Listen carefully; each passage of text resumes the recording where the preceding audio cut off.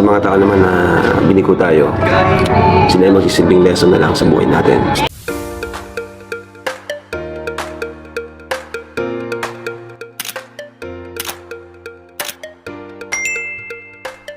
Sa mapagpalang araw po sa ating lahat, magandang araw at gabi po dyan sa mga silent viewers at solid supporters na kung saan patuloy na nakasuporta at nakaantabay mga kalingap. So ito nga po, meron tayong panibagong re-reactionan na kung saan mga kalingap ay good news or bad news na ba ang itong muling paghaharap at ayusin ang dapat ayusin magkakaalaman kung ano ang maging desisyon. Alamin po natin mga kalingap maya-maya na lamang. Pero bago po yan, ay lagi kong paalala sa inyo, bago tayo magbigay ng ating mga komento at opinion, ay tapusin po muna natin ang kabuuan ng video ng sadaling nga po yakma po ang ating i-comment mga kalingap. At lagi kong kidding sa inyo, patuloy natin suportahan ang magkama na matupang. Napakaganda nga po yung pinapakita nila sa atin. Mga pagbibigay saya at tulong sa ating mga kababayan, ipatuloy po natin suportahan at marathon mga kalingap. At syempre, wag rin natin kalimutang suportahan ang kanilang may bahay. Walang iba kundi sina Ate Edna Vlogs at Jaffe Tafia. Huwag po sana tayong magsasawang sumuporta mga kalingap.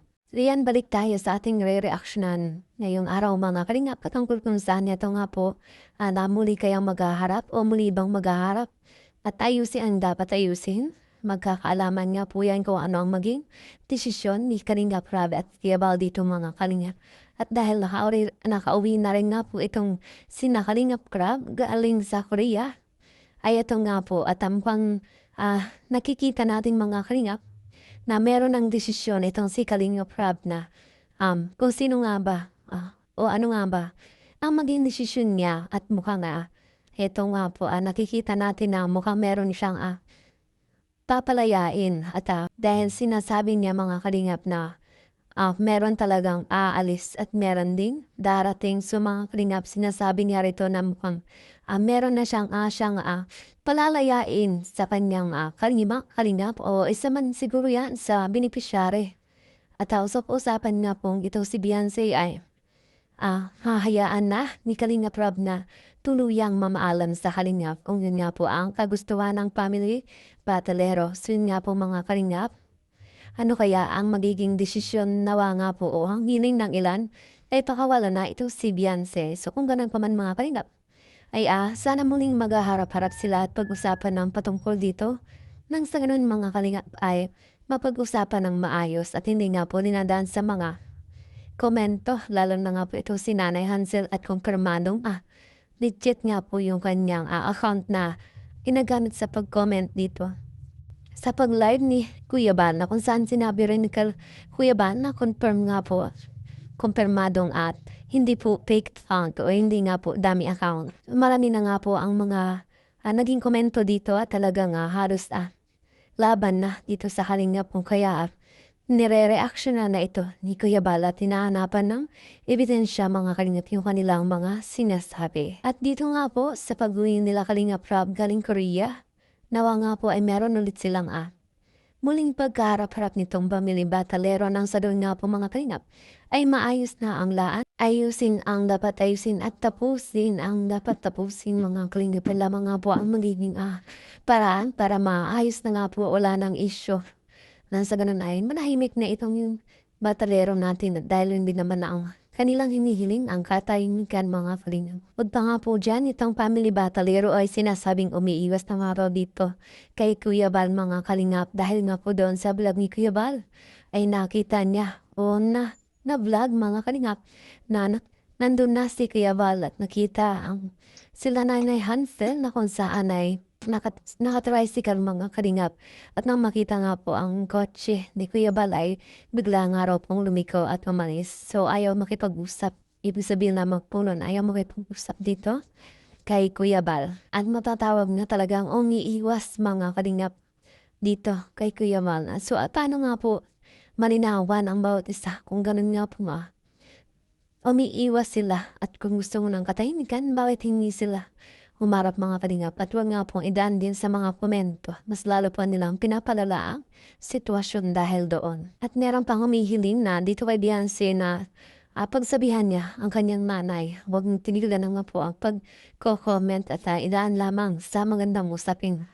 At dahil hindi talaga nila makontrol ang mga komento ng mga viewers natin kung ano talaga ang kanilang nakikita, kung ano ang gusto nilang sasabihin, talagang arangkada mga kalingap at hindi nila yan makapipigilan kung kaya ang katahimikan kanilang hinihiling ay talaga masasabi nilang hindi matutupad dahil sila mismo mga kalingap ay nagbibigay ng issue din.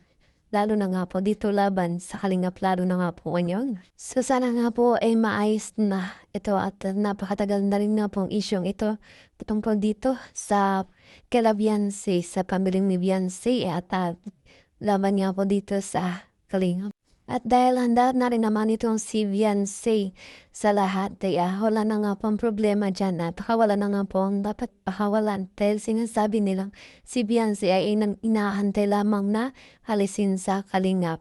Para nang sa ganun nga po ay meron na naman silang idahilan laban dito kay kalingap. Nawa nga po ay walang sulsul na nangyayari dito at sana ay kusang desisyon o sariling desisyon nila ito na aalis sa kalingap. Pero hindi nga po maiwasan dahil nakikita naman natin na talagang itong family batalero ay nakikinig dito sa mga desisyon o sa gustong mangyari ni Kalingap Rab at syempre mga kalingap. At kitang-kita din na talagang pumapanig dito ang family batalero sa Dr. Love at hindi nga po sa kalingap. At kung tuluyan man talagang aalis itong kalingap sa batalero, o kung tatanggalin na talaga ni Kalingap Rab dahil din ang kanilang hinihiling, talagang uulanin ng pangbabash itong mga kalingap, lalo na nga po itong family ni Beyonce. Pero kahit ganun pa man, ay sinasabi naman ni Beyonce na nakahanda siya sa lahat. So yun nga kalingap, patuloy lamang natin suportahan palagi itong ating kalingap na kung saan ay patuloy na nagbibigay tulong sa mga taong walang kakayahan. Nawa nga po ay maging okay na at wala nang issue pa mga kalingap. Yan na nga po ating hilingin na sana'y magkaayos na mga kalingap. Maayos nang walang samaan ng loob. Maayos nga po na masaya at hindi nga po magtatanim ng sama ng loob ang bawat isa. So yun nga po ang aking update ngayong araw patungkol kung saan good news or bad news ba ang paghaharap o muling paghaharap nitong nila Kalingap Rab at ang family batalero. At syempre, ayusin ang dapat ayusin. Magkakalaman nga po yan kung ano ang maging desisyon mga kalingap. Sa nga po ang aking update. Maraming salamat po sa inyong patuloy na suporta at palaging panonood sa aking mga na-upload na video.